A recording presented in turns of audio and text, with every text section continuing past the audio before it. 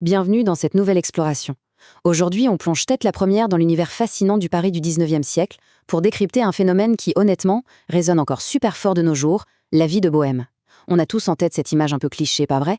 L'artiste fauché mais joyeux qui boit de l'absinthe dans une mansarde glaciale. Mais en fait, la réalité est infiniment plus complexe. La bohème, c'est pas juste un style de vie pittoresque ou une excuse pour ne pas payer son loyer. C'est un véritable mouvement esthétique, social et littéraire. C'est une résistance face à une société en pleine mutation industrielle. Alors on va ouvrir nos carnets et déconstruire ce mythe, brique par brique.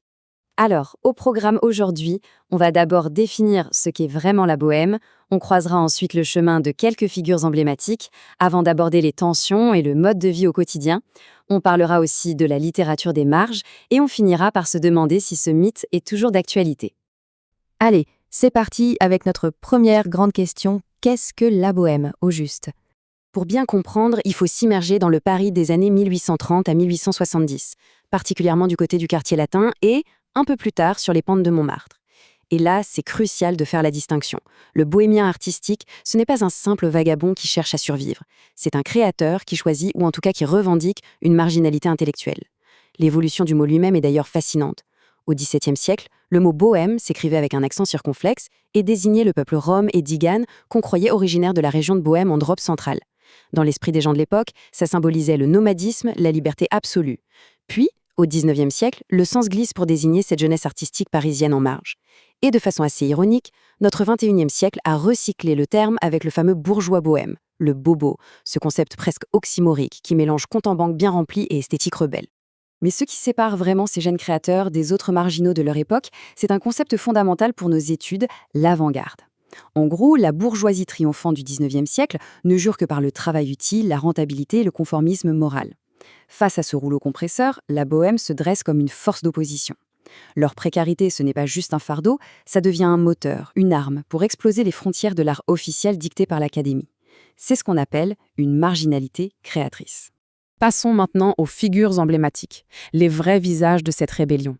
On a tous croisé ces noms au moins une fois, mais chacun a vraiment apporté sa brique à l'édifice. Prenez le peintre Gustave Courbet, par exemple. Il incarne le rejet total des règles strictes de l'Académie.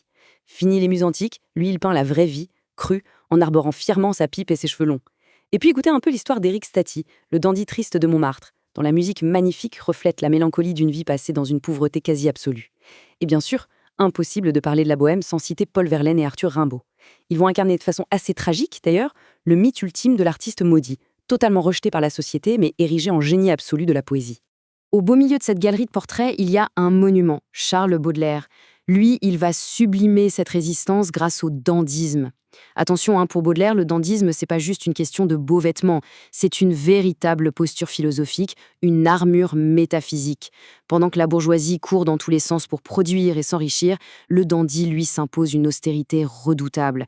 Il s'habille souvent tout en noir, comme pour porter le deuil de son époque. Il revendique le droit d'être absolument inutile. C'est une rébellion silencieuse, hautaine, contre la vulgarité d'une société obsédée par l'argent. Ce qui nous amène à notre troisième point, les tensions et les modes de vie. Autrement dit, quand le mythe se heurte à la réalité. Il y a une dynamique vraiment passionnante ici. D'un côté, on a la bohème pittoresque, celle inventée de toutes pièces par l'écrivain Henri Murger. Dans ses livres, la pauvreté a l'air sympa, festive, c'est une grande aventure de jeunesse remplie de copains et d'amour de passage. Mais de l'autre côté, l'historien Gerald Segal nous donne une lecture sociologique beaucoup moins rose. Pour lui, la pauvreté est destructrice, point barre. Et le plus fou, c'est que Segal montre que bohème et bourgeoisie sont hyper dépendantes l'une de l'autre. En gros, la bohème, c'est souvent une simple crise de jeunesse, une phase expérimentale par laquelle passent de jeunes bourgeois avant de sagement rentrer dans le rang et d'intégrer le système. Et cette vie pleine de contradictions, elle s'inscrit dans une géographie bien précise. Puisque les chambres de bonne et les mansardes du quartier latin étaient souvent minuscules et glaciales, les artistes vivaient dehors. Les cafés et cabarets devenaient le prolongement direct de leur salon. À la brasserie des Martyrs, on pouvait littéralement croiser Baudelaire au comptoir. Au café Garbois, ça hurlait, ça débattait, et c'est de là qu'est né l'impressionnisme. Et puis, bien sûr, il y a le Moulin Rouge, ce temple absolu de la fête nocturne où aristocrates, bourgeois et artistes se mélangeaient joyeusement pour transgresser toutes les règles sociales de l'époque. C'est exactement dans ce décor bouillonnant qu'évolue une autre figure incontournable, le flâneur. Le philosophe Walter Benjamin a super bien analysé ça, surtout à travers Baudelaire. Imaginez le flâneur, il marche tout doucement au milieu d'une foule complètement stressée par le travail. Lui, il prend son temps, il observe. Benjamin le compare à un chiffonnier, un ramasseur de déchets. Là où le citoyen modèle ne voit que des rues sales et des rebuts, l'artiste bohème ramasse ces morceaux de vie misérables pour les transformer en art. Mais attention, il ne faut surtout pas idéaliser cette vie d'errance. L'ombre de la bohème est sombre, très sombre. Le rapport au corps est souvent tragique. L'alcool fait des ravages absolus, en particulier la fameuse fée verte, l'absinthe. C'est magnifiquement mais terriblement documenté dans les tableaux de Degas ou les romans d'Émile Zola. La maladie, le froid glacial en hiver, la faim au ventre et la mort prématurée, ce n'étaient pas que des belles métaphores pour faire pleurer dans les livres. Ce fut la réalité brutale d'artistes immenses comme Modigliani ou Satie, morts dans une misère qui fait froid dans le dos. Et les femmes dans tout ça? Parce que oui, on parle souvent d'un univers très masculin, mais il faut absolument souligner la question du genre.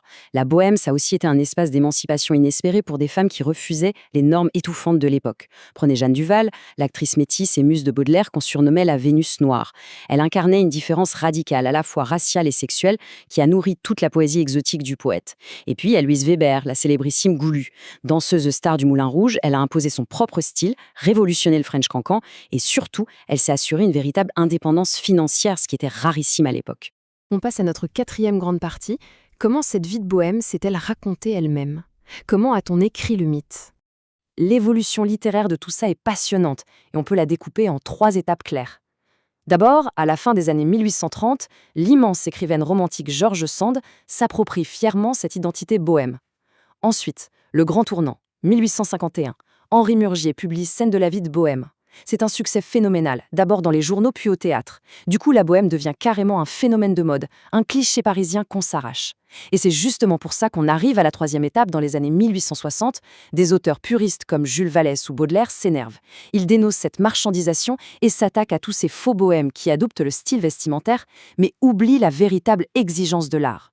D'ailleurs, pour Baudelaire, la vraie création, elle ne se trouve pas dans les fêtes superficielles, mais dans la douleur écrasante de la ville. C'est ici qu'intervient un concept fondamental pour tout étudiant en littérature, le spleen. C'est quoi le spleen? C'est une mélancolie urbaine paralysante.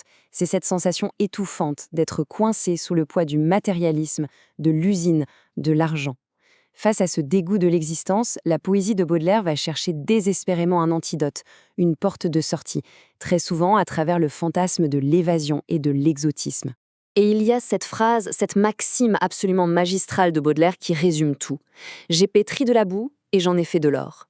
C'est l'essence même du mouvement de l'art pour l'art. Le poète refuse de divertir les bourgeois. Il descend littéralement dans la fange des rues. Il embrasse la misère, le vice, la laideur de la ville moderne. Et grâce à un travail poétique acharné, il transforme cette souffrance en une beauté pure et éternelle.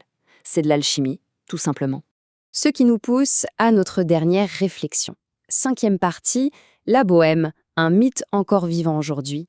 D'abord, il faut savoir que le mythe a été gravé dans le marbre à l'échelle mondiale grâce au sublime opéra de Puccini en 1896. Ça a définitivement cristallisé la vision romantique qu'en avait Murger. Et même si, techniquement, nos sources historiques s'arrêtent au XIXe siècle, on voit bien que la culture populaire n'a jamais cessé de recycler cette idée. Pensez à la comédie musicale Rente ou même à tout le mouvement hippie des années 60. Le concept survit, que ce soit à travers la figure hyper moderne de l'artiste indépendant ou dans nos mouvements contestateurs. Et puis, soyons honnêtes, le fait qu'on utilise le mot « bobo » à tort et à travers aujourd'hui prouve bien que notre fascination pour cette esthétique est loin, très loin d'être terminée. Alors, pour terminer, on peut se poser cette question un peu provocante. Est-ce qu'aujourd'hui, le mode de vie bohème représente encore un véritable idéal de liberté absolue face au conformisme? Ou bien, est-ce que c'est juste devenu une énième esthétique commerciale, un filtre Instagram récupéré par la société de consommation? Je vous laisse y réfléchir. Merci beaucoup d'avoir suivi cette exploration de la véritable histoire de la bohème. On continue de creuser, de questionner, et on se retrouve très vite pour décrypter de nouveaux sujets. À bientôt!